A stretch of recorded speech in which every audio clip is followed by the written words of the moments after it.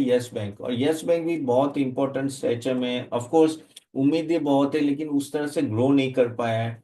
And overall अगर हम लोग पॉजिटिव की बात करें तो इस बार भी एनआई का ग्रोथ ऑलमोस्ट 11% रहा।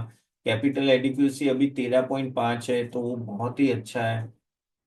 लेकिन नीम नेट इंटरेस्ट मार्जिन में बहुत ही कम है, जैसे मैंने ऑलरेडी आपको वो टेबल में बताया 2.5% के आसपास।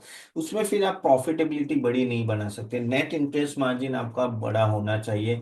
वो कब होगा, जब कैसे जैसे कंपनी के फंडामेंटल बदलेगी तो आपके कॉस्ट ऑफ बोरोइंग कम होगी, कॉस्ट ऑफ बोरोइंग कम होगी तो डायरेक्ट नेट इंटरेस्ट मार्जिन में ले सकते हो। अगेन रिटेल फी का जो क्रेडिट कार्ड और वहां सबसे मिलता तो वहां भी थोड़ा डीग्रोथ था अभी। लेकिन फ्यूचर आउटलुक क्या आ रहा है? फ्यूचर आउटलुक मेरे हिसाब से from NPA point of view काफी हद तक उन्होंने कंट्रोल कर दिया है। And significant improvement in provision coverage ratio. So basically asset quality जैसे मैंने ऑलरेडी बताया, net NPA 0.3 which is very very good. Okay. Again loan restructuring भी अभी धीरे धीरे ही कम हो रही है। सो स्टैंडर्ड रिस्ट्रक्चरिंग चल रहा है, लेकिन हाँ काफी हद तक जो बड़े बड़े लोन्स थे उसमें भी रिस्ट्रक्चरिंग चल रहा है। अगेन रिटेल में जो स्लिपेजेस थे वहां भी ऑलमोस्ट कह सकते हैं ना कि पीक आ चुका है, सो वो एक पॉजिटिव है। लेकिन प्रॉब्लम जैसे मैंने बोला कि मार्जिन का सबसे बड़ा प्रॉब्लम रहेगा।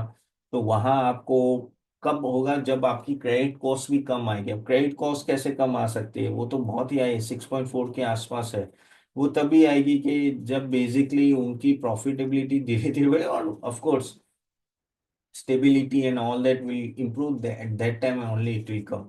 लेकिन लोन ग्रोथ है ना जो थोड़ा उनको बढ़ाना पड़ेगा। लेकिन वो भी क्यों कॉशियस है? कॉशियस इसलिए है क्योंकि वो लोन ग्रोथ बढ़ाने जाएंगे तो ऐसा ना हो कि भाई उनको फिर प्रॉब्लम आ जाए और एनपी एंड ऑल दैट।